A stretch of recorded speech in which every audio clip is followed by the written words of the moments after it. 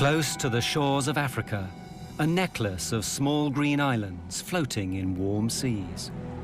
They're called the Canary Islands, and they're one of the world's favorite tourist destinations. On March the 27th, 1977, two giant aircraft are heading there. The 650 passengers think they're on their way to paradise. They're on the road to hell. KLM-48. Their planes are diverted to a small airport on the island of Tenerife. As the day goes by, it becomes more and more choked with planes, and a thick fog sets in. Tension mounts. Passengers and crew are impatient to get to their final destination. We're going. Adam 1736, report runway clear. Okay, we'll report when we're clear. To clear then. What do you say? Is it to clear the Pan Am? Oh, yes.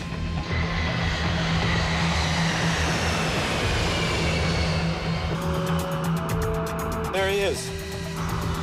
God damn, that son of a bitch is coming straight at us!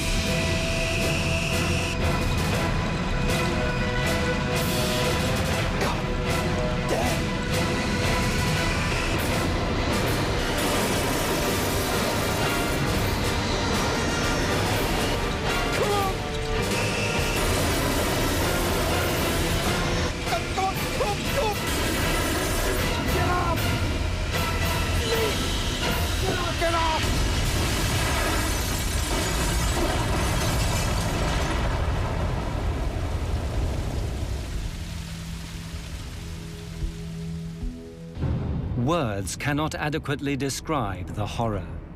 583 people died, the worst air disaster in history. It was all over in seconds. For the handful that lived, they would be the longest and most terrible seconds in their lives.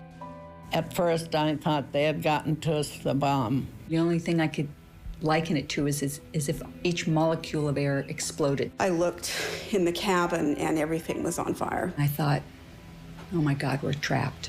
We had 28 people in the upstairs lounge. The lounge was no longer on the airplane. Joan was standing there yelling, "Suzanne, take my hand."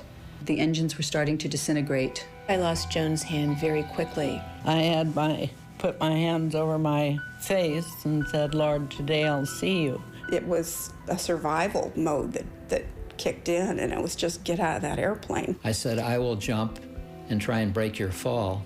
The airplane was collapsing in on people. I immediately thought it was total destruction. Well, I felt so responsible because I couldn't take care of my passengers, and so helpless in looking back and knowing that there's nothing you can do. You can't get back in the aircraft. There's no way to get in it, and it's all on fire. Firemen are there for 12 hours trying to put out the flames, but it's a hopeless task. As the news spreads around the world, everyone wants to know, how could two state-of-the-art aircraft possibly be on the same runway at the same time? All those people dead. What had gone wrong? Who was to blame? Only later would they discover the chain of coincidences, mistakes, and misunderstandings that had led to the biggest disaster in the history of aviation.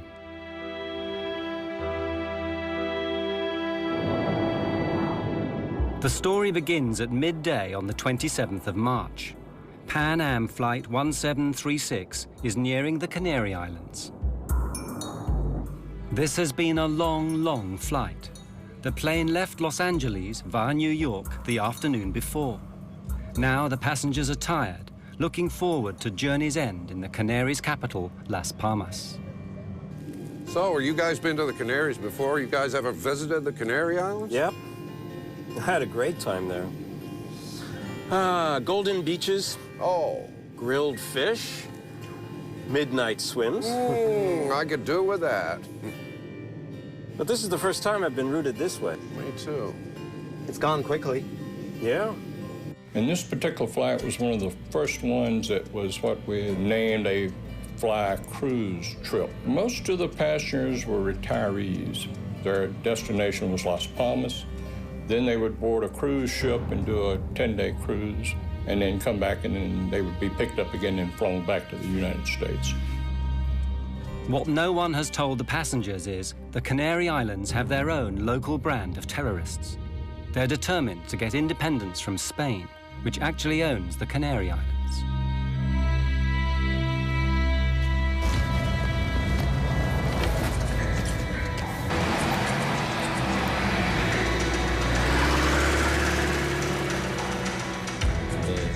What everyone has to understand is that the Canary Islands are at war.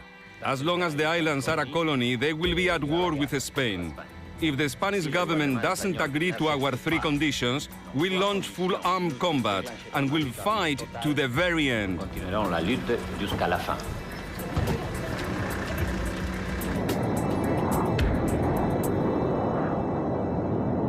Six hours out of New York? I could do it again. Doesn't time fly when you're having fun? On board the Pan Am plane are 380 passengers, with 11 flight attendants to look after them. I was on the flight with my best friend, Suzanne Donovan, and we used to bid flights together, and we could do that. And we would, because we enjoyed each other's company so much. Hey, Susie, save some of that energy for Paris. Oh, oui, oui.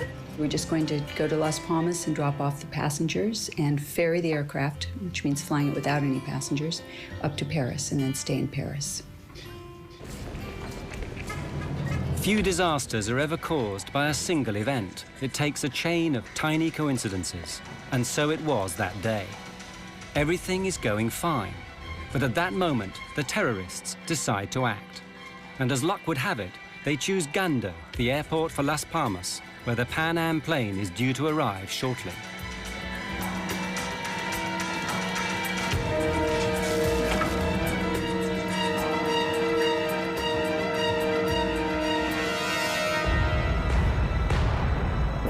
Just ahead of the Pan Am is another jumbo jet from the Dutch airline KLM.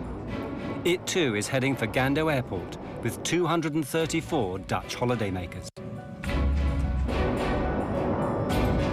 The captain of the Dutch plane is Jacob van Zanten. He's KLM's star pilot.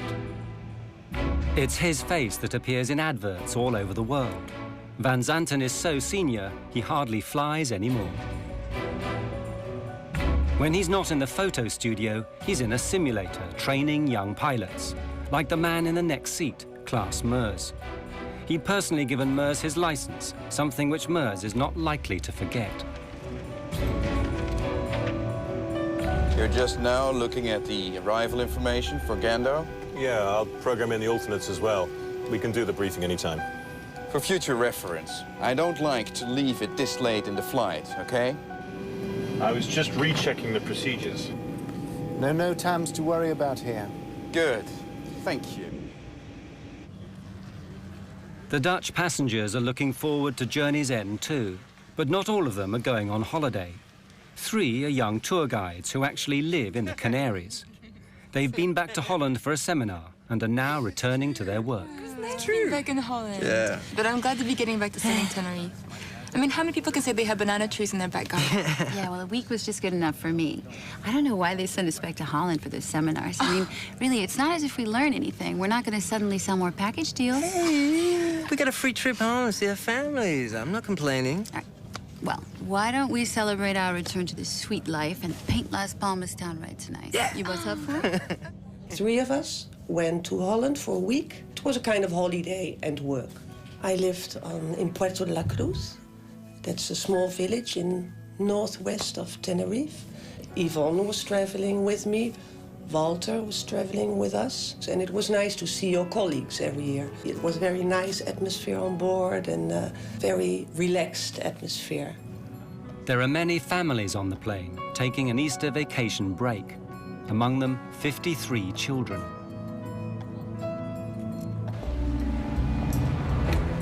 There are 2 bombs in the terminal.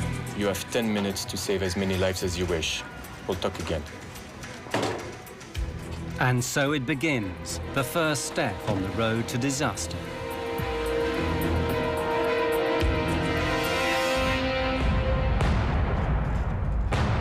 On the Pan Am plane, they know nothing of this.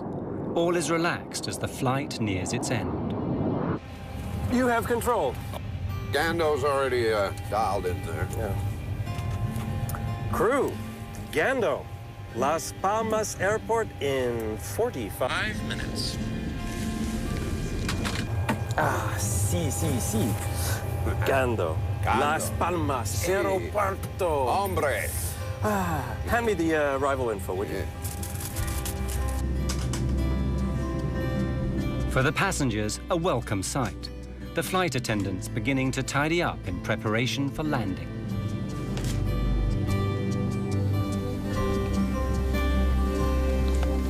Here are your roses. They still look nice and fresh. Oh, lovely. Yes, a friend of mine gave them to me in the airport. I wish somebody would give me roses like that. Here, take one. I insist.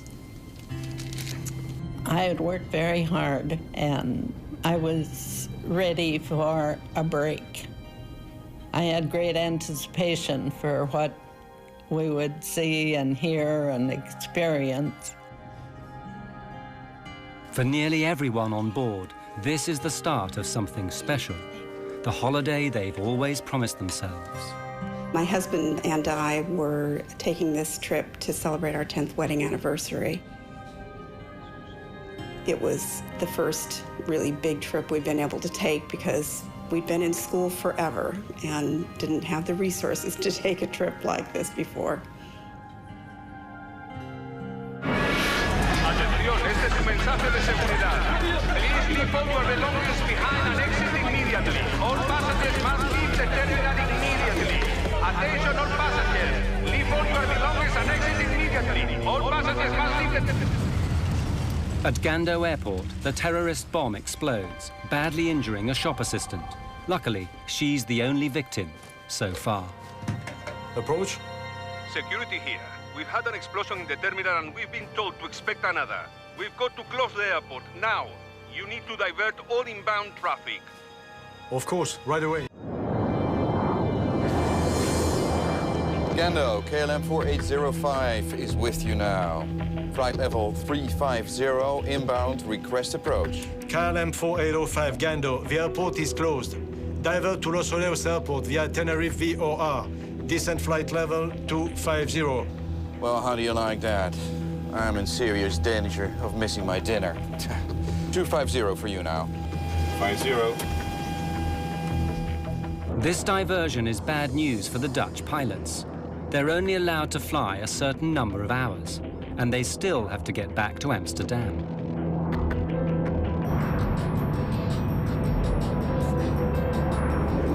Gando, Pan Am 1736, good afternoon.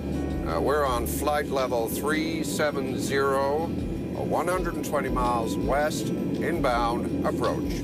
Pan Am 1736 Gando, the airport is closed.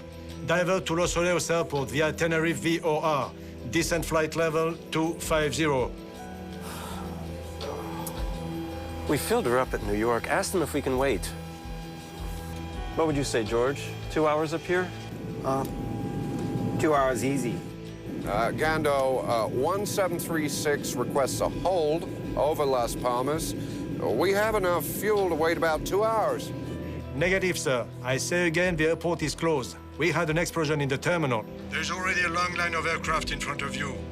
Expect holes at Los Olivos. Contact Canaries approach now on 118.5. Oh, that's just great.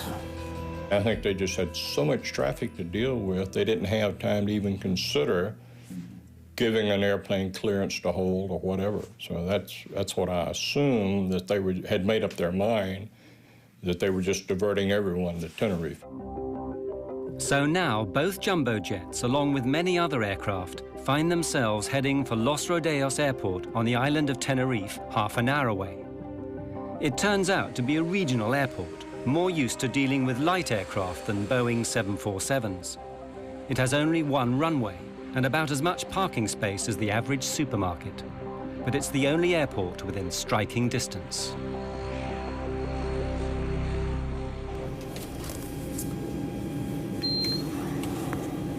Ladies and gentlemen, this is Captain Grubb speaking.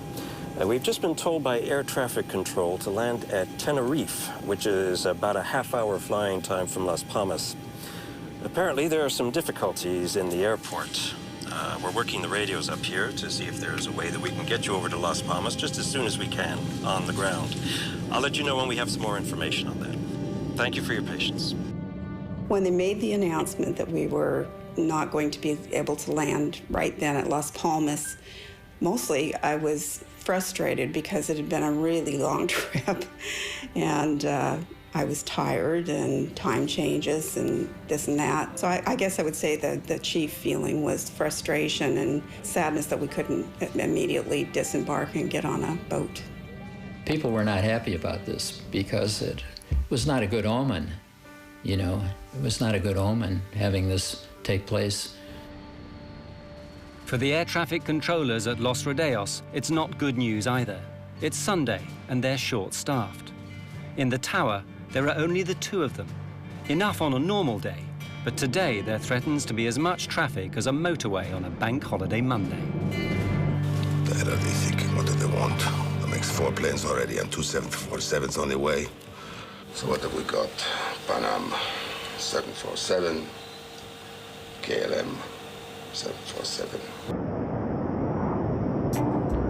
KLM 4805, you are number 3 behind the 737. Report outer marker. 4805, follow the 737, report outer marker. My God, I've seen postage stamps bigger than this place. God, we're gonna get boxed in here. God damn it. Anyone care to hear about the landing checklist? Klaas, you're flying. You've got to call the landing checklist. Landing checklist, please. Auto brake? On medium, you never know. Runway short, and on top of it might be slippery. Be careful. Lima Tango 107, you are clear to descend to flight level 80, holding pattern. At Los Rodeos, planes are pouring in one after the other. Sunjet 282, switch to ground now on 118.7. Sunjet 282, switching to 118.7. Good day. God damn it. Of all the days this has to happen. Just when Spain is going to teach Hungary a lesson in football. I don't know. For sure it's bad timing. How are we supposed to get all these planes down? That Sunday, the two controllers find themselves thrust into a situation that's way over their heads. Los Rodeos had never seen so many big aircraft all at once. Contact standby for taxi clearance. Sunjet will take your place. You can begin your taxi just after it passes behind you. Brake, Spantax, hold on. Hey, say, where are you going to put the KLM? Next to the breathing 737. No choice. Still waiting for the Pan Am 747. Yeah, but that's 2 large carriers. It won't be easy to handle. You got to leave some room for these other planes that want to roll. Pan Am 1736, leave level 230 now for level 120, call back crossing 180. The Pan Am plane begins its approach. 1736 cleared to flight level 120, report crossing 180. The passengers are fed up. After 13 hours in the air, they're wondering when it's all going to end. Say, why the diversion? Is anything wrong at the airport? No, just a slight technical difficulty. It'll be cleared up in no time. Nothing serious? No, nothing to worry about. At the back of everyone's minds is, how long is this diversion going to last? Is it going to jeopardize their cruise? Will they miss the boat? Their tour guide reassures them. Hello, everyone. This is Beau Moss speaking. Ladies and gentlemen, our cruise ship, the Golden Odyssey, has got its engines running and will, I've been told, come out to pick us up if this delay should continue. So it will be just a few minutes longer. Please bear with us.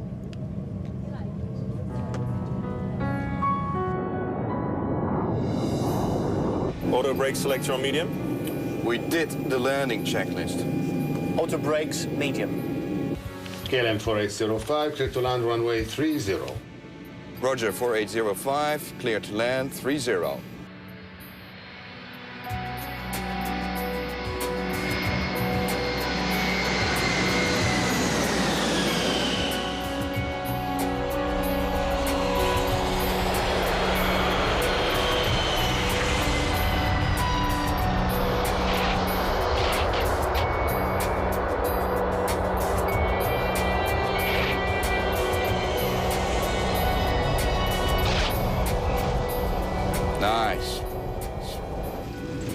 Evercliff's Landing. Nice and smooth. Grandma didn't spill her tea.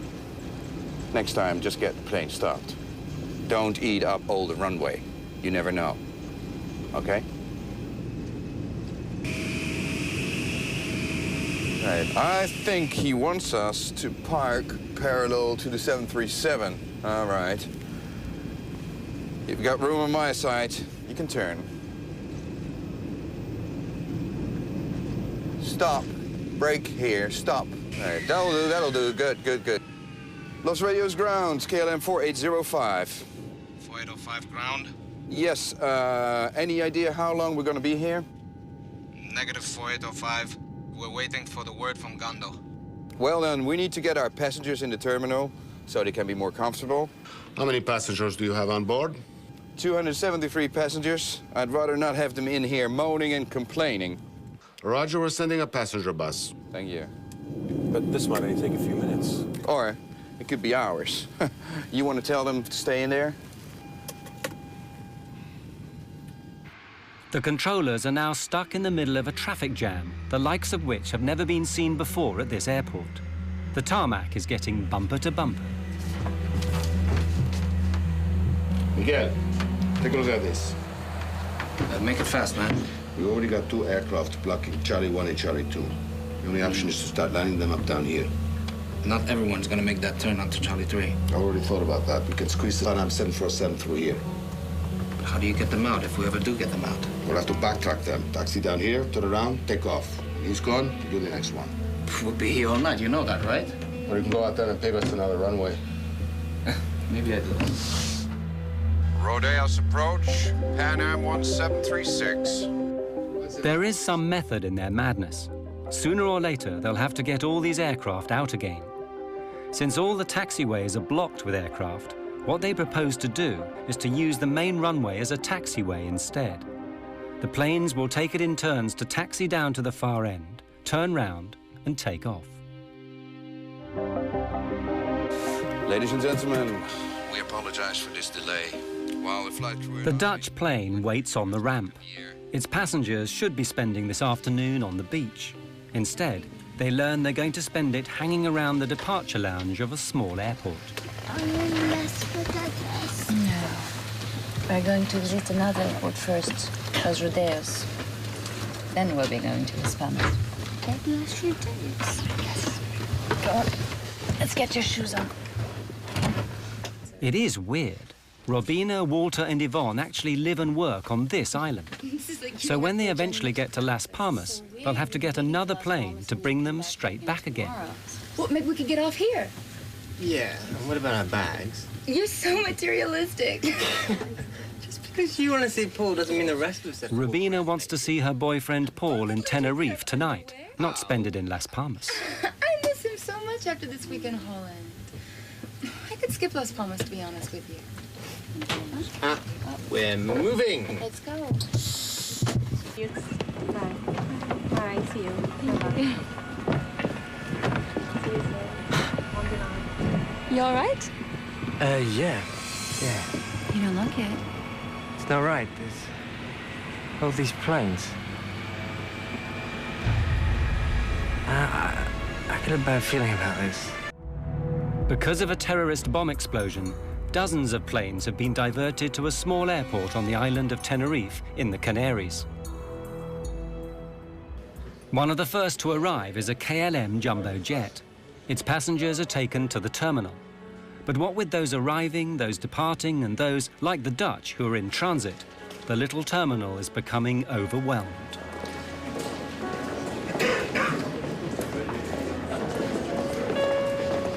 Pan Am 1736, short final for 30. Pan Am 1736, clear to land, 30. And now the Pan Am is arriving, just to make matters worse.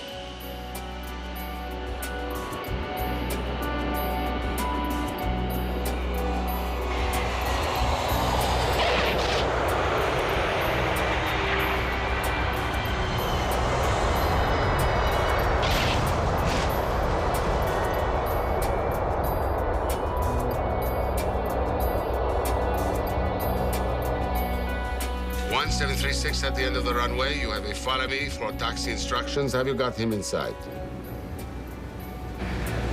Affirmative, sir. 1736, you will be just behind 3 other planes. Have you got them in sight? Looks a bit tight in there. 1736, be careful of your jet blast. When you turn, there's a plane just next to you. The ground situation was a traffic jam, because when we landed there, the ramp was so crowded with other airplanes, and we were directed to taxi down to the end of the ramp area and park behind 3 other airplanes. And basically that's all we saw, and we didn't know when the airport at Las Palmas was going to open, so we really didn't leave the airplane area, let's say. By this time, the terminal is so full, there's no room for the Pan Am passengers. They'll have to stay on board their aircraft. After 14 hours stuck inside it, they're not happy. Ladies and gentlemen, I've authorized a door to be opened and the stair ramp set in place so that anyone who wants can walk down and stretch their legs. Unfortunately, due to the number of other airliners here now, we cannot get near the terminal. I know we've all had a long day already, so I hope that we can get you out of here in about an hour or so. Thank you very much. They actually allowed us to get off the plane and just to walk downstairs and stand on the tarmac, stretch our legs. I think everybody was getting weary of traveling and ready to start their vacation. They opened the doors to give us air and we could look out. It was cloudy and overcast. It kept darkening down and was not nice like we had hoped it would be. Everyone had been expecting tropical sunshine. Instead, it's damp and misty with clouds as far as the eye can see.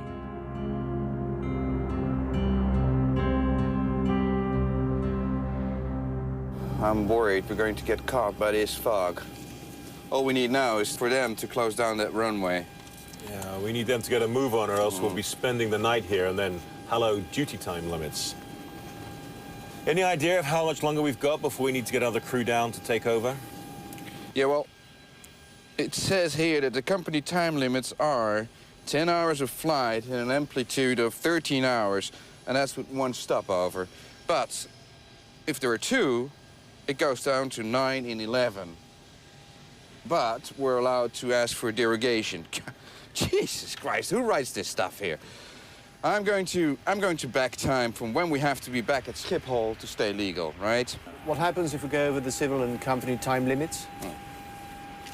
Well, you get hung out to dry. You lose your license, your career, everything.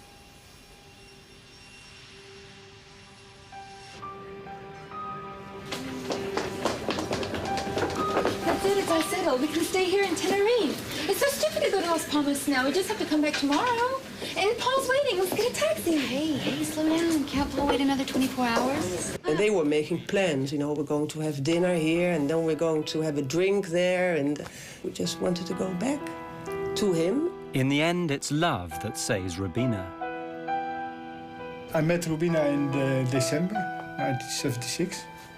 I fell in love, and we've never been separated. No, again, afterwards. Why don't I pick up the bags and see you guys and stay together? Stay. You know, Walter and I actually know how to have a good time without you. Yeah. You'd just be a drag anyway, thinking about Paul the whole time. Really? Great. Excuse me. Is everything all right? Yes, we're all right.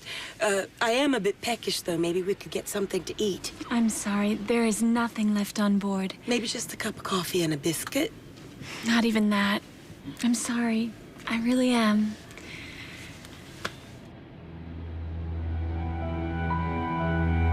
That was a long 4 hours without coffee or pop or anything. We had no food to serve. We had only the one meal that had been boarded in New York. We'd already served that before landing. And that was really all we had to serve. In the tower, the two controllers are also getting fed up. All the aircraft are in now, so there's nothing to do except listen to the football on the radio and worry. Clouds are gathering over the airport. Looks like we might have a campana. Yeah, these clouds are ready to jump down. A little more coastal wind, a drop in temperature, and we'll be covered in clouds. Better get a move on or they won't be taking off. Rodeos, Gando. Rodeos, go ahead. Gando to Tenerife ATC, we've just reopened. Temperature is 20 degrees. Winds light and variable. Arrivals raining 2-4. Gando will start sending them your way. We're at 14 degrees, fog and light rain. They'll be glad to get out of here. Let's get started. It should be tricky getting all these planes in line. Oh, we'll be all right. We'll just have to take it slow. No doubt about that. I just hope we won't still be here tomorrow. At last, everyone can leave. Well, here we go. To all aircraft, Gando is reopened. You can ask for startup and clearances at your discretion. Ladies and gentlemen, may I have your attention, please? Gando Airport has reopened. Your flights will be reporting short. Please make your way back to the gate as quickly as possible when your flight is called. Thank you for your attention. Para el embarque, boarding was very complicated because when the passengers were called for their flights, they were scattered throughout the airport, in the cafeteria or buying souvenirs. We had to go around the map, and in fact, some passengers never did board the aircraft. Okay, right, so we need to leave within the hour, then make it a short stopover at Las Palmas, and we'll stay legal. All right? Willem, since we're trapped in here until the passengers get back, we might as well take on some fuel. Yeah, no, let's do that at Gando. It's less expensive there, right? Yeah, exactly. I mean, we've got enough to... There might be many planes wanting fuel at Las Palmas. Huh? Or who knows? We'll be in a hold if Gando's flood closed down again. While I'm sitting here in this seat, I make the decisions. You might have a point there. Refueling before they take off will affect everything that happens from now on. Ramp KLM 4805 requesting refueling.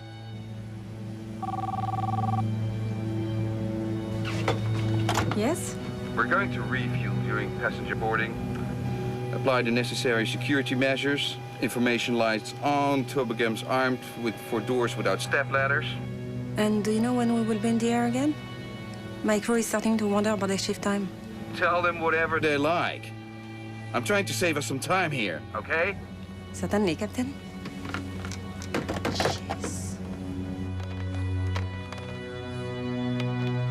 In order to keep the weight down at takeoff, the normal practice is to take on just the amount of fuel you need, plus a margin for safety.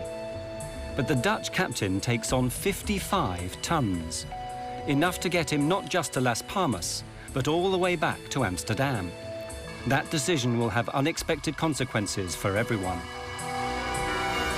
KLM 4805, passengers continuing to Las Palmas, Canalsport. Inside the terminal, all the passengers are called to rejoin their flights, but 2 Dutch children are missing. They've slipped outside to explore. You go this way, I'll go check the bottom. Let's meet at the gate in 5 minutes. All right. Meanwhile, Rubina is trying to get off the KLM flight.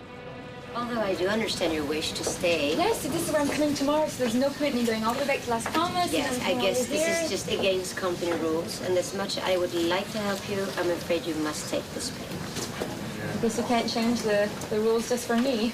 But there's no harm in trying, right? Have a nice day. Thanks. KLM might not be willing to bend their rules, but Rubina decides to bend them anyway. Problem? Kind of. What? But I'm staying anyway. You'll just have to arrest me. I'll pick up the bags for you. Thanks. I'll walk to the door with you guys so that my friend here thinks I'm taking the plane. Let's go. Come on.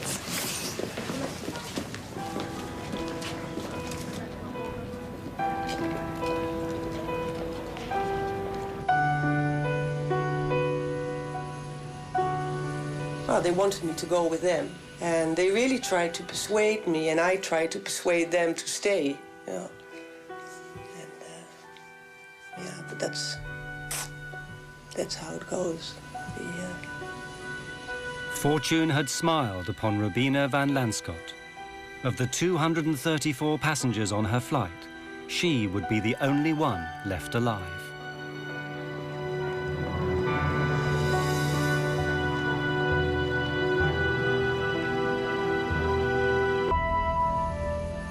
The temperature is 14 and falling. The dew point is 12, not a good sign. The visibility is going to drop like a rock. Weather. Hi guys, it's Fernando. What's the current visibility? Got it. Keep us posted if it changes, okay? In the meantime, we're going to let them go. The controllers need to move quickly before the weather closes them down. But some planes can't move. Rodeos ground. Pan Am 1736 request clearance. Las Palmas latest weather and taxi instructions. 1736, there's a delay for you. The KLM in front of you is refueling. Oh, come on, let's try to get around him. But there's going to be a revolt back there if we don't get moving soon. Ground, we'll try to sneak past him here. The Pan Am captain does his best. He starts his engines and tries to squeeze past. But a 747 is nearly 200 feet long. It's not built for squeezing. Not enough room. George, why don't we get a breath of fresh air and take a look?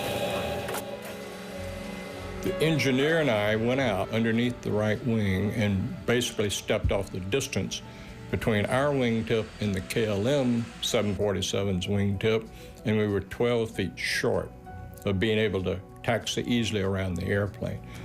For the sake of 12 feet, hundreds of lives are going to be lost.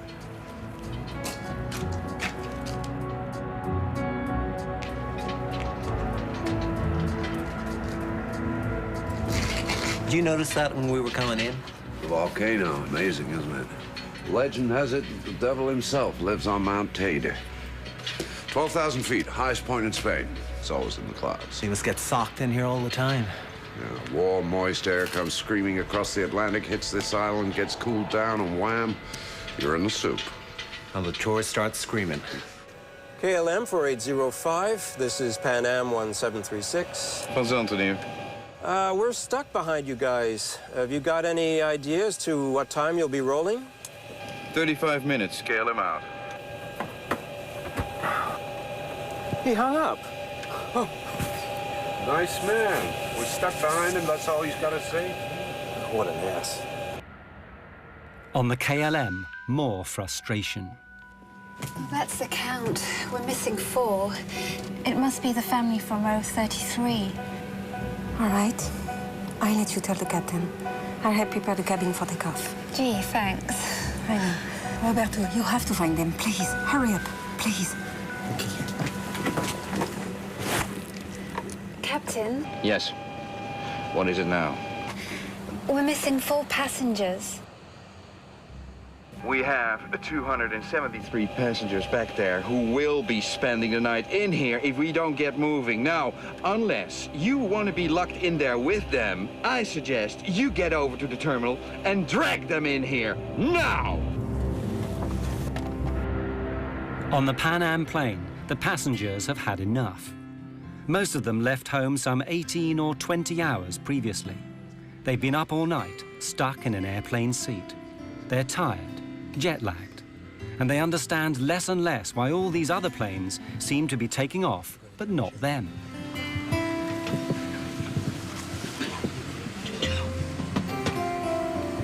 My friends, I know it's been a trying afternoon for all of us, but when we are finally on board the Golden Odyssey, you will be pampered day and night.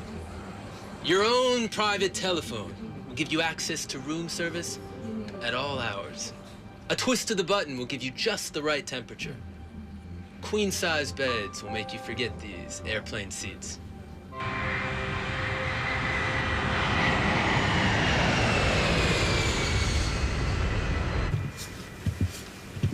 Miss, I can see the other planes are taking off. What's the holdup? I mean, we were here longer than those other planes. We'll be leaving in just a moment.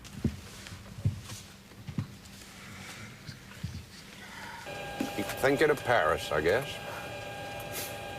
You can keep thinking about it. Yep. Moulin Rouge, maybe? The old Moulin Rouge. Dancing girls? Dancing girls. Da, da, da, da, ya, pa, pa, pa, pa, pa, pa. Ya, ya, ya, ya, pa, pa, pa, ra, pa, pam. Da, da, da, da, Ya, pa, pa, pa, pa, pa, pa. Dum, dum, dum, pa, whoop, pa, pa, pa, pa, pa, pa, pa, pa, pa, pa, pa, pa, pa, pa, pa, pa, pa. You ever get there? We get there. Around about this time, the ground controller, Roberto, manages to find the two missing Dutch children. Where have you been? Come on. Hurry up. They're only waiting for you to take off.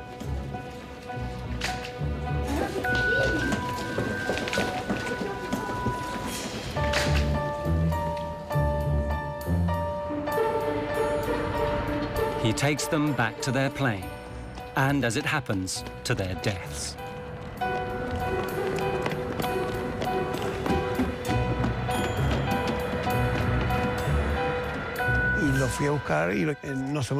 I'll never forget that. If I hadn't found them, they'd be alive today. But was it destiny?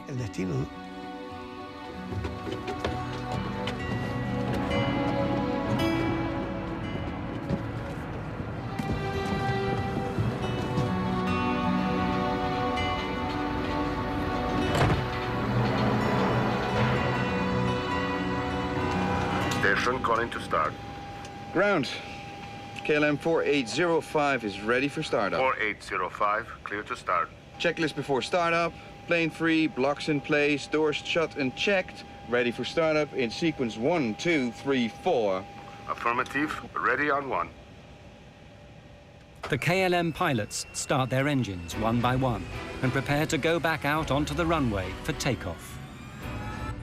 If the weather were good, there'd be no problem at all. But everything is changing rapidly, and for the worse.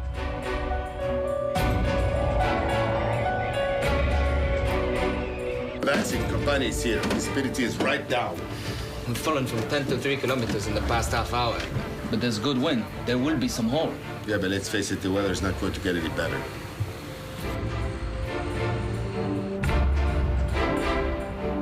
Approach 4805 requires backtrack on runway 12 for takeoff on 30. Taxi straight ahead to end of runway and make a backtrack. Roger, make a backtrack. 4805 is now on the runway.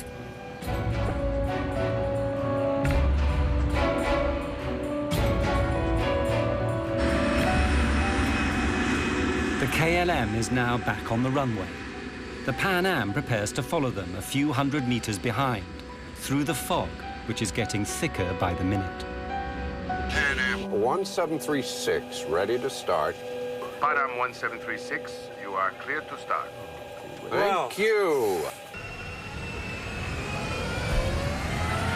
Please make sure your seat belts are fastened, your tray tables are closed, and your hand baggage is stowed beneath the seat in front of you. The weather's taking a real dive here. Yeah, looks like we're getting sucked in. Hey, ask him to turn down the fog machine, will you? Pan Am 1736, clear to taxi on runway, following the KLM. Pan Am 1736, following KLM. Basically, our instructions were to follow KLM, to backtrack down the runway. Now, backtrack means that you're taxiing down the runway in the opposite direction of the takeoff, following KLM. 335 tons of Boeing 747 turn out onto the runway. At first, traveling at about 15 kilometers an hour, but not for long. A fog bank started on the right hill. This particular airport is situated between two fairly big hills. And we saw the fog bank come off of the right hill and proceed down and stop right on the runway. So our visibility went from unlimited to 500 meters. We lost sight of the KLM airplane. I'll have 2 planes tailing on the runway. Keep some healthy separation. Visibility is dropping every second. Now they can't see much out there. They certainly can't. The KLM plane is groping its way through fog.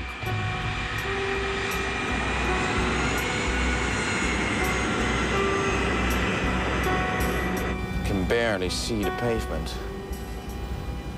We're down to 50 knots ground speed, Scott. Taxi checklist. This is a nightmare. We'll never make the limits at this rate. And I really don't want to be spending the night at Las Palmas. I'll give headquarters a call. Taxi checklist. Please. EPR, ADI, safety compass. Compared and checked. Okay, we're massing 200 tons with 55 tons of fuel. The parameters are checked and verified by myself. Rolling checklist completed. The 2 aircraft are following each other on the same runway, but no one can see a thing. Everyone is nervous, especially the American pilots. They know that before long, the KLM will turn round and come back down the runway at full speed, taking off. They have to get off the runway, but where? Pan Am 1736. Pan Am 1736, approach. We were also instructed to taxi down the runway, is that correct? Affirmative. Taxi into the runway. And leave the runway third to your left. Third to the left, okay. Third, he said? 3. Third to your left. I thought he said leave the first. runway third to your left. Third to your left. Left turn. Look at it out there. I mean, this cloud just rolled right onto us. I don't think anybody has the minimums now. In a 747, the pilots are more than 10 meters off the ground. It's very difficult to see out. And it's built to fly, not to drive down a highway in thick fog trying to find an exit. Tell me what you think, George. No. We've got centerline markings only. We need 800 meters visibility if we don't have the lights. Anytime you get a low visibility, such as that, on the back of the approach plates, you have the runway information. It gives you the minimum visibility you must have to be able to take off. We turned our charts over, and it said RVR, minimum 700 meters visibility. So we assumed that with that, he'd just given us 500 meters. We couldn't take off.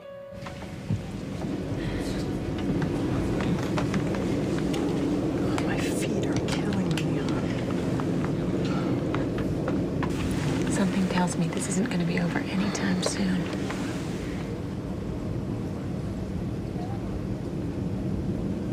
KLM 4805, how many taxiway did you pass? I think we just passed Charlie 4 right now. Okay, at the end of the runway, make 180 and report. Report for ATC clearance. Okay, sir. Tell me, is centerline lighting available for 4805? I don't think so. Stand by, I will check. The Pan Am is still traveling along the runway behind them, but very slowly now, because the pilots are confused. They thought they might have misheard the controller. Did he say the third exit, or was it the first? The first one was a 90-degree turn. Yeah, okay. This one down here is a 45. It must be the third. But this third exit seems to be an impossible turn for a 747. There must be some mistake. The logical exit is the next one, Charlie 4. It's only a 45-degree angle and leads to where they want to go. I'll ask them again. Would you confirm that you want Pan Am 1736 to turn left at the third intersection? The third one, sir. 1, 2, 3. Third one. 1, 2. Good, well, that's what we need, right? The third one. Uno, dos, tres. Right. 1736, report runway clear. Pan Am 1736. We couldn't see any taxiways. We couldn't see barely the center line of the runway we were taxiing on, but we knew that the 45-degree angle to the left was a taxiway we were supposed to take. 1 kilometer ahead and out of sight in the fog, the KLM is nearing the end of the runway. 4805 and Pan Am 1736, for your information, the centerline lighting is out of service. 4805, we copied that. Why am I not surprised? Wouldn't make any much difference anyway. You need a bunch of searchlights to punch a hole through this mess.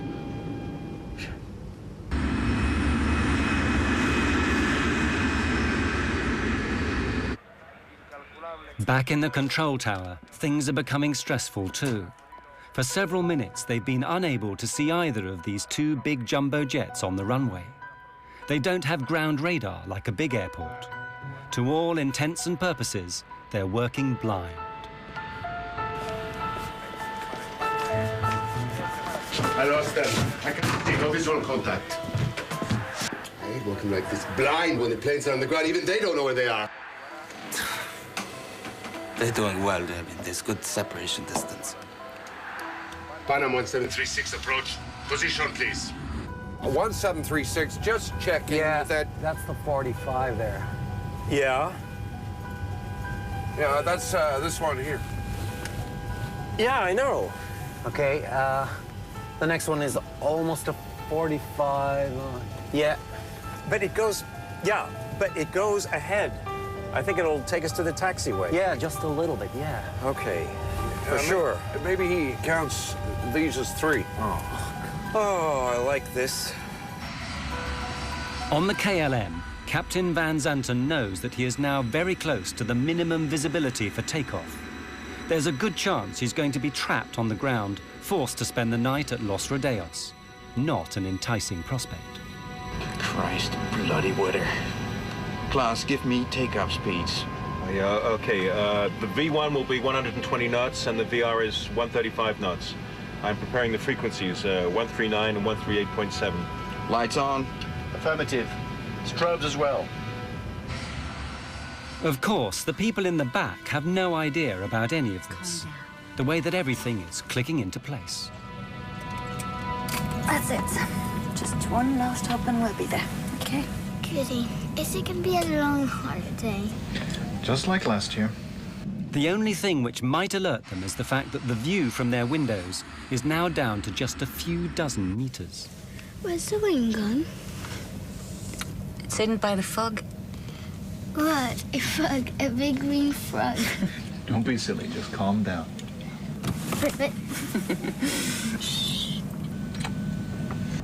Chewing gum to pop your ears. Yeah, sure. Thanks. I wonder if Rubina will have a good time tonight. Oh, are you worrying about her? Oh, she always manages to have a good time. That's true. At the end of the runway, the plane begins its 180-degree turn. How many have taken off now? Feels like we've been taxiing for hours. I can't see anything. Do you think they can see any better out the front? Maybe, yeah. Yeah? There's a lot of fog out there. It's just after 5 p.m. The two aircraft are now face to face, a kilometer apart, unable to see each other in the fog. Okay, we're on the numbers now. Can't be far from the threshold. You can just about see the white center line. I've left the body gear on to have you turn around. I've got 8 greens on the undercarriage. Wipers on. Lights are on. I said wipers on. All right, there you go. Okay, we have 700 meters visibility here now. Wait a minute. We don't have ATC clearance. I know that. Go ahead, ask. KLM 4805 is now ready for takeoff. We're waiting for ATC clearance. KLM 4805, you're clear to the Papa Beacon. Climb to and maintain... ATC clearance is the route the aircraft intends to take once it's left Los Rodeos. but it's not permission to take off. That has to be obtained separately. Las Palmas VOR. Roger, sir. We're cleared to the Papa Beacon, flight level 90. Right turn out 040 until intercepting the 325. We're going. No! Stand by for takeoff. I will call you. And we're still taxiing down the runway. Pan Am 1736. Pan Am 1736. Report runway clear. Okay, we'll report when we're clear. Thank you, 1736. He asked us, were we off the runway? And I responded back, negative. We are still on the runway, but we will report clear of the runway. That was the last thing I said over the radio. Let's get the hell out of here. Yeah, he's anxious, isn't he?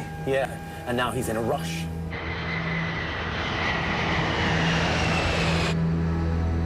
We were only taxiing at 3 miles an hour. Nothing in my mind would have even given me the thought that he was taking off.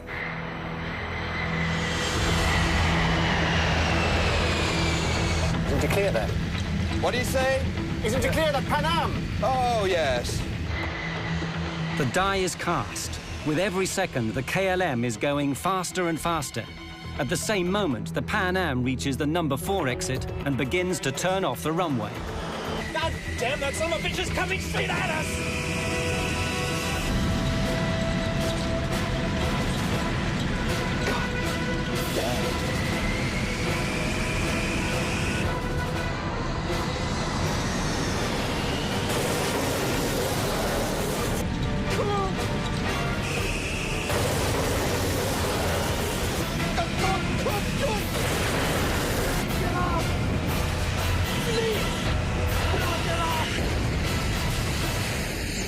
When he hit us, I didn't think he'd done us that much damage because the airplane very quickly shuddered.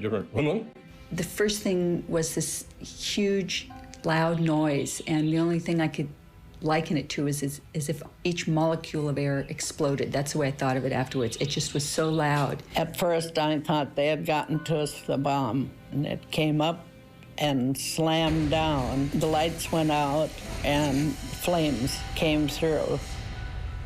I had put my hands over my face and said, Lord, today I'll see you. The minute I opened my eyes, I looked in the cabin and everything was on fire. All the windows were going in the cockpit. I looked out to the right wing was on fire. I looked back to the left. We had 28 people in the upstairs lounge. The lounge was no longer on the airplane. It was just a big hole there. And I could see all the way to the tail of the airplane, just like someone had taken a big knife and cut the top off. People were just sitting in their seats. They weren't moving. I don't know why. Yeah, in normal circumstances, you're supposed to wait for a command, but it was clear you didn't need to wait for a command in this situation. There was fire, and I shouted to Suzanne, fire on the wing. She ran back to my exit and saw Suzanne standing there, getting ready to open the door, and just saw the door crumple like cheap tinfoil. And I thought, oh my God, we're trapped. I was staring at the door, and I yelled, unfasten your seatbelts, remove your shoes, leave everything, come this way. And as I stared at the door, a jagged hole seemed to open up in the roof over the door. And the next thing I knew, I was outside that. I don't know how I got out there. Joan was standing there yelling, Suzanne, take my hand. And I was standing above the level of the door on fuselage rubble pieces. And I leaned down and said to Suzanne, give me your hand. She grabbed me out with one hand. I mean, I don't know how she lifted me. And then we were standing up on top of almost on top of this airplane. And I thought, it's really a long ways down. If we jump, we're gonna break our legs. We were on debris. It was like ice flows, big chunks of fuselage kind of moving all around. The engines were starting to disintegrate already. We could hear them disintegrating and throwing metal. I lost Joan's hand very quickly, so I jumped. And it seemed like the leap from a second-story building. The captain, he elected to jump down in the first-class section of the airplane. And when he hit the first-class floor, the floor collapsed and he fell on down in the cargo area. It was so hot that the oxygen bottles exploded and burned him very badly, as a matter of fact. It was a survival mode that kicked in, and it was just get out of that airplane. I didn't stop to think about how it happened. I went to where the door would have been, and I left my wife seated. And then it came to me, what am I doing? Where's my wife? So I turned around, and she was coming, and I said, I will jump and try and break your fall. My husband was sitting to my right, and I undid his seatbelt and kind of pushed him out of his seat to get him moving. And we headed for the door that was closest to us. And it was engulfed in flames, and there was no way to exit that way. I looked over, and at some point, someone had opened the other door, which was amazing to me. And I just yelled over here and headed toward the door on the other side, which was, again, the wing door. In the haste to get out of the burning plane, Karen became separated from her husband. He died in the flames.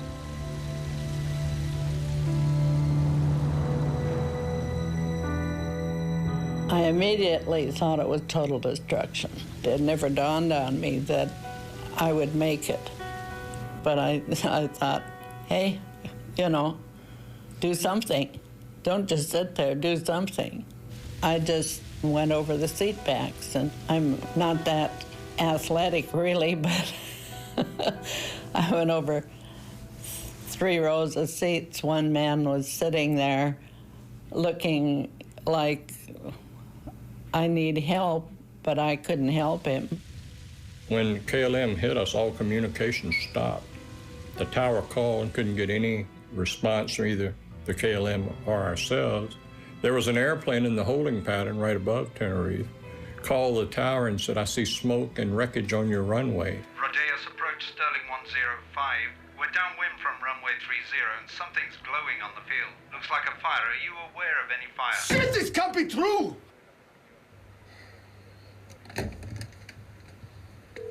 Come on, come on! Come on, come on! He hits the emergency warning. After KLM hit us, he went on down the runway and hit on the runway 1,500 feet down, closer to the tower. So when the fire truck and the ambulance came out, they got to him first. So no one came to us for quite a while. As a matter of fact, I remember thinking, I wonder why somebody hasn't gotten out here to help us.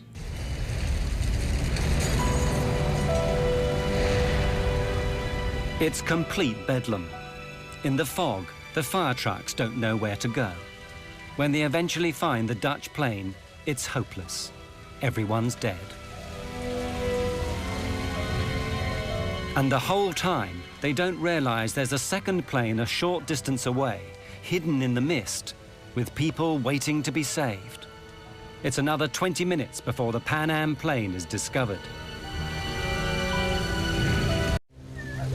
Only 20% of the Pan Am passengers get out alive, and most of them are gathered on the left wing, which has somehow miraculously remained intact.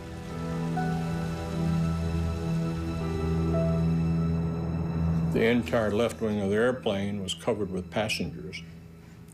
And it turned out there were probably 45 to 50 passengers out on that wing. I've never asked anybody how high the wing is from the ground on a 747, but it looks to be a very long ways. And I cut open my head and fractured my foot. My wife jumped after me, and she said, I cannot walk. And I dragged her on her side for probably a block and a half away from the plane. The motors were going full tilt, and I didn't want to get over where the motors were, so I sat down by the body of the plane. I had no comprehension at that moment that I would be jumping off the wing and In the debris, you knew there were trapped passengers and people, and there was absolutely nothing you could do to help because the airplane was collapsing in on people. Only one door was opened by a crew member, and that was one of the black flight attendants who did that. And she lost her life when the engine disintegrated and debris hit her. And I thought if we could just walk around to the other side of the plane, we would find all of the passengers and our other fellow crew members. Which, of course, wasn't the case. Even 20 minutes after the disaster, the controllers in the tower still have no idea how serious things are. Departing aircraft. All departures are suspended until advised. Hello.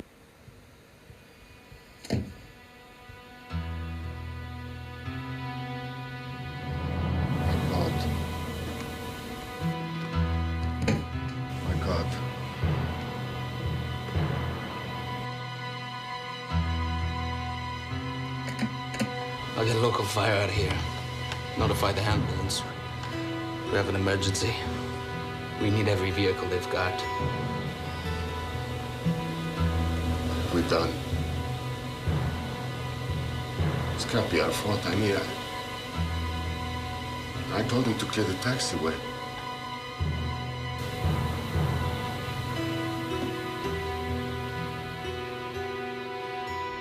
When I got out on the ground, I could hear people screaming and yelling and all. Within about 5 minutes, you heard absolutely nothing.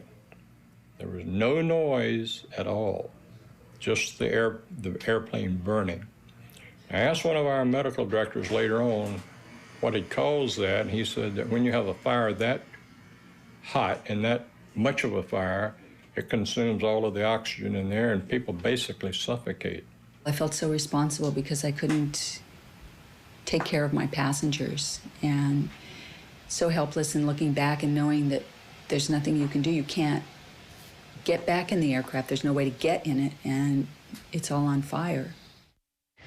Of the KLM plane, very little remains. It had continued flying for another 400 meters before slamming into the ground. The 55 tons of fuel it had taken on ensured that everyone on board died in the fiery explosion. It was personal vehicles, cars and trucks that seemed to come onto the grass and gather up people. About 75% of our surviving passengers got to the hospital in taxicabs. It was a wild, crazy ride as we were going to the hospital. The skin was hanging on both hands because I had received burns, but it hadn't affected my eyes. I had blood all over me, and I walked up to somebody and said, "I'm a doctor, can I help?" And the guy that I said it to had the oddest look on his face, just this very wan smile, and he just shook his head, and then I immediately went into a coma.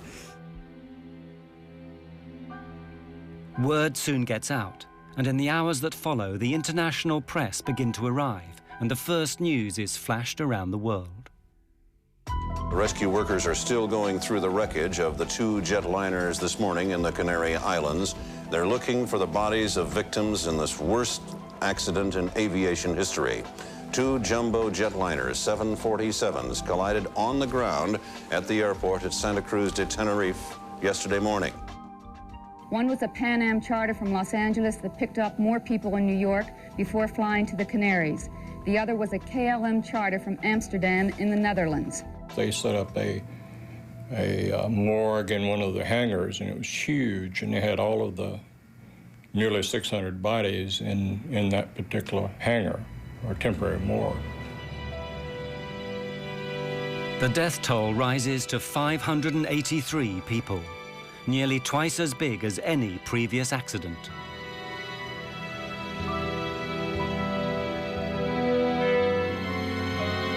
And then everyone begins asking the same questions. How and why could 2 state-of-the-art airliners smash into each other on the same runway?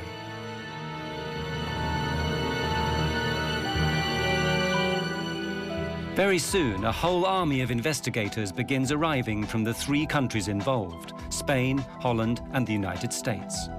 Under the rules that govern this sort of thing, they all have a right to be there, but that doesn't mean they're going to get along. In Spain, the military still runs everything, including aviation. When the American team from the National Transportation Safety Board arrives, the Spanish general in charge won't even let them into the room. I sneaked in, and I went to the general and told him, General, my name is Luis Carmona. I represent the U.S. government, the NTSB, and I am here to participate in the investigation. He answered back to me, I represent the king, and you get out. So as I was walking out, he looked at me again and he said, hey, you don't look American. And I told him, well, yes, I am an American, but I was born in Cuba. And he said, well, so did I. I was also born in Cuba. So he turned around and he asked me questions and asked me to bring my team in, and we started doing the accident investigation then. The investigators discover the chain of coincidences that had led remorselessly to the deaths of 583 people. If any one of them had not occurred, neither would the accident. The first had nothing to do with airplanes, a terrorist bombing perpetrated by a small group fighting for their independence. Their intent was to create publicity for their cause. In that, they certainly succeeded. There are 2 bombs in the terminal. You have 10 minutes to save as many lives as you wish.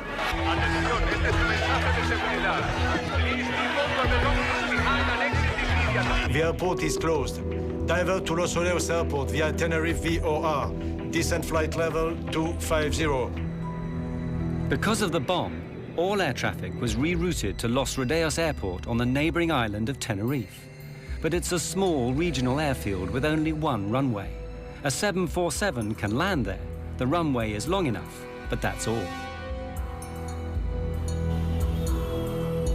The airport is ill-equipped and unable to handle that amount of planes or people. Lima Tango 107, you are clear to descend to flight level 80. Sunjet 282, switch to ground now.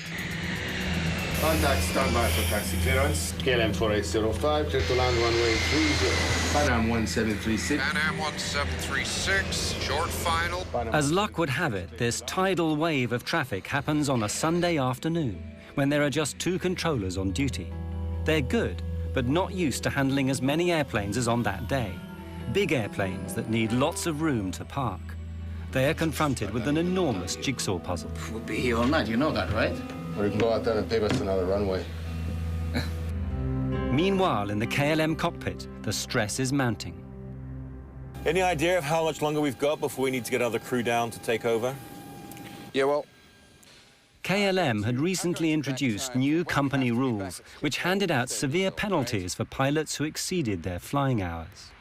What happens if we go over the civil and company time limits? well, you get hung out to dry. You lose your license, your career, everything. The KLM plane has to get away before 5:30 that afternoon or abandon the flight. Hundreds of passengers would then have to be found hotels on this small island. A new crew would have to be flown in from Amsterdam. The expense would be enormous. Willem, since we're trapped in here until the passengers get back, we might as well take on some fuel. But that seemingly simple decision seals the fate of everyone aboard the KLM. Refueling not only delays him for half an hour and the Pan Am stuck behind him, it makes the KLM plane so heavy it'll be unable to lift off and clear the Pan Am plane on the runway. The half-hour delay has another effect. During that time, the weather changes abruptly. Los Rodeos is an unusual airport. It's on a plateau high in the hills. Los Rodeos Airport is at 2,000 feet elevation, and the normal clouds in the area, they stay about 2,000 feet. So when the wind blows the clouds over the airport, it closes the airport. The visibility goes to zero. And it goes on and off all the time. Unfortunately, for an airport that's constantly lost in fog, Los Rodeos is ill-equipped to deal with it. It has no ground radar so that controllers can see where the planes are. In fact, the facilities are downright primitive. When he was not, they had a person sitting in a building next to the runway, and he just took a visual measurement of the weather, and that's how the weather was checked. And that's about all. In the fog that day, Both aircraft are invisible to the controllers. I lost them. I can't see. No visual contact. There are no runway center lights working either. Visibility is on the borderline of what is safe. In fact, as far as the Pan Am crew is concerned, it's below the legal minimum, so no aircraft can take off. Look at it out there. I mean, this cloud just rolled right onto us. I don't think anybody has the minimums now. But the Dutch are working to a different set of rules. The scene is all set for a disaster. What will actually trigger it? The Dutch investigators thought they'd found the reasons. God damn it. Of all the days this has to happen. Just when Spain is going to teach Hungary a lesson in football. The controllers, they say, were listening to the football on the radio. Perhaps their minds weren't on the job. Furthermore, their bad English had confused the pilots. Taxi into the runway. And leave the runway third. Third to your left. Third to the left, okay. Third, he said? 3. Third. Third to your left. I thought he said Leave the first. runway third to your left. Third one, sir. 1, 2, 3. Third one. 1, 2. Good, well, that's what we need, right? The third one. Uno, dos, tres. We were listening to the controller talking to the other airplanes. We were listening to the controller giving the ATC clearances, the taxi clearances. And he spoke clear enough English for anyone, I think. So I'd have to say, no, I don't think the controller was involved at all. I don't think he had any fault at all in this accident. 1736, just checking that. That's the 45 there. But the Dutch haven't finished yet.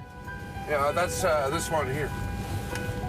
Yeah, I know. They make an even more controversial claim, one that provokes a blazing row, that the Pan Am plane had caused the accident by being on the runway when it shouldn't have been.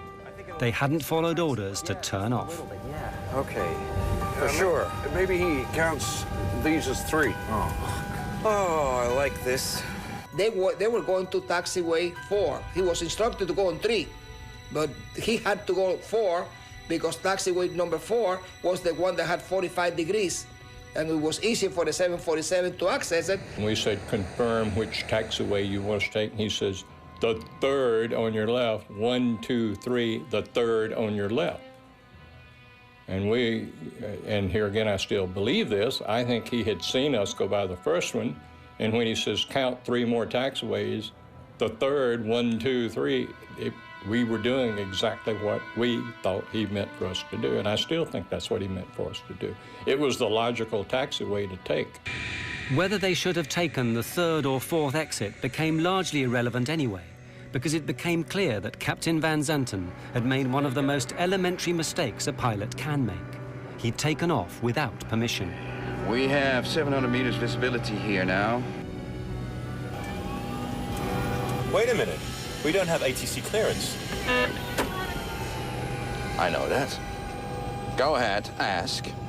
KLM 4805 is now ready for takeoff. We're waiting for ATC clearance. KLM 4805, you're clear to the Papa Beacon. The KLM is given its ATC clearance, which is simply the route it must follow after takeoff. Now, it must wait for permission to take off. 325 radial at Las Palmas VOR. Roger, sir. We're cleared to the Papa Beacon, flight level 90. Right turn out 040 until intercepting the 325. We're going. But why didn't his crew stop him? It's very difficult for a co-pilot or a flight engineer to tell the captain, hey, look, you missed something. Tenerife exposed a problem that had long existed in commercial air travel. The pilot was regarded, and often regarded himself, as God. The captain is always right. He's never wrong. No junior officer was ever going to contradict the airline's top pilot, the man who'd given him his license. Panam 1736, report runway clear. Did you clear that? What do you say? Is it to clear the Panam? Oh, yes. Captain Van Zanten, highly stressed, knowing that he has to take off or abandon the flight. His crew, aware that he's done wrong but frightened to tell him. Disaster is now inevitable. God damn.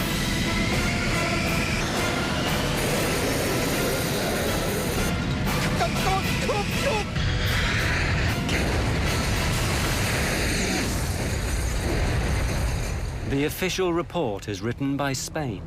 It blames the accident on Captain Van Zanten's decision to take off without permission. The Dutch refuse to accept it. They publish their own report, blaming language difficulties and the general confusion at Los Rodeos. What I learned from the Tenerife accident is that regardless of how well qualified, experienced, professional, and exact professional you are, okay, accidents, as long as human beings are involved, accidents can always take place. The insurers pay out a record sum, $2 billion in today's money. As for the survivors, the images of the 27th of March will always be with them. They've just learned to live with them, that's all. And whenever I have friends that travel, I tell them, make sure you know where your exit is, make sure you read all that stuff, know how to get out of the airplane. I mean, those are important things. I never had nightmares. I had only dreams about being helpless and being at an airport behind a big, thick window and watching an airplane take off and knowing that it was going to crash and wanting to shout out, but there's this big, thick glass window. You're just helpless, and that's what you feel, is this, because our responsibility is to take care of everyone, and that's what we want to do, and we couldn't do it. We couldn't save them. The loss of my husband had a tremendous impact on my life, on my son's lives, on my extended family's lives. It was huge. Then you can see how strange life is, you know, that things like that happen, that you get off and they go on, and perhaps if the plane left a minute later, it wouldn't have happened. I think it brought home to me how quickly you can leave this life and how everyone should enjoy life every and each day as much as you possibly can. Well, after the crash, I decided to start a family. I thought maybe I will stay home and have children. I thought, you know, my friends have died, and if I let myself sit in this little apartment, it's going to be as if I'm curled up and died, and that's not fair to them.